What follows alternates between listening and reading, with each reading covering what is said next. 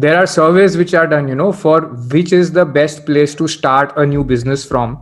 And earlier, what used to be the answer in 2020 or in 2019, the best answer was Los Angeles or San Francisco. Sorry, San Francisco, the in California. San Francisco was the best place. Silicon Valley, San Francisco, best place to start a new business. Okay, and now an equal ranking, top ranking, has been for starting a workplace in a business in a remote scenario. So start it anywhere in the world and hire people remotely.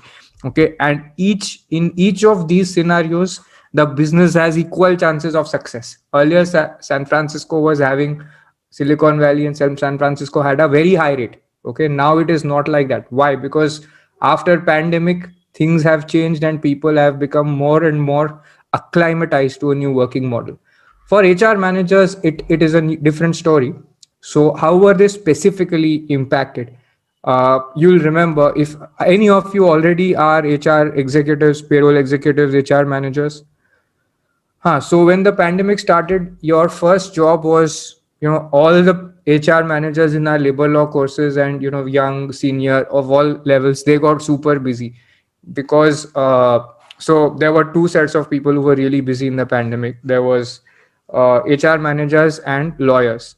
Most of them were most of these categories of people were playing very important roles in helping the organization to stay afloat, managing cash, and they had to do all the legal parts of it. Ensure who are the productive people, who has to be retained, who has to be given pay cut, on what terms. So HR and lawyers were very, very important in the organization. Okay, and they got super busy. And one of the aspects that is there in regular management and business parlance is business continuity plan, or BCP. So how do you ensure that the business is not disrupted because of a lockdown? So people went remote and there were lots of new systems to be instilled so that people can work remotely, organizations can go remote seamlessly. And sometimes, obviously, since you didn't have the wherewithal and the resources and the technology initially, many organizations had to build up new systems, use new tools, use new technologies, right? Now then HR managers had to start working on rationalization of payments, managing in line with what the expected revenues are. Okay, send people on things like paid leaves, or unpaid leaves, or have them agree to pay cuts. Okay, and what was really important for all of this was that they had to perform. If you are sending anybody on an unpaid leave or having anybody on a pay cut, you need their consent. Okay, and you need to have records of this, because you don't want somebody later to claim that I have unpaid salary from the organization. So performing your notice related work was very important. Notice for whom? Notices for people you are actually letting go of. Okay, and usually people didn't send notices for termination, or for non-performance or lack of productivity. It was more because of the business exigency, so they were okay with giving 1 month's notice. And but the businesses didn't have cash, so sometimes only they could pay the 1 month's money, but they would send a 1 month's notice, they would terminate and say that we'll pay you the notice period ka money later. Okay, all these things were happening. So it was very important that you set the document trail clearly. If you send somebody a 1 month's notice and you cannot pay, but you pay after 2 or 3 months, you had to give them a clear plan so that the person could agree to it, and so that they wouldn't come back later and say that you pay me for the remaining 2-3 months also. Okay, all those things became really important, and HR managers realized that for the BCP, the business continuity aspect, we need to know a lot more of the drafting and document related work.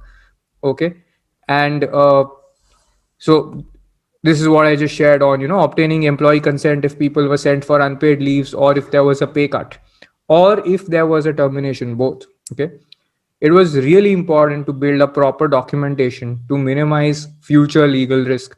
You don't want an employee coming back saying that, oh, my salary for 3 months is accrued, and you're saying that, hey, I had given you a 1 month notice of termination and that's over. And then the employee says, no, but mera ek mahine ka salary ka hai.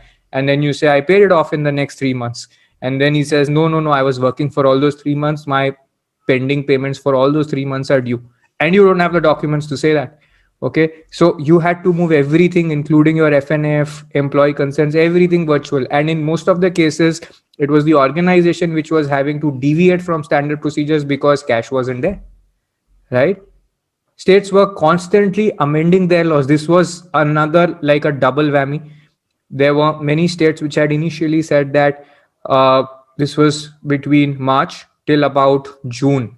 They were making termination difficult. So you could not terminate employees, but it was possible to give them notice, pay them the notice ka salary, and then have them leave.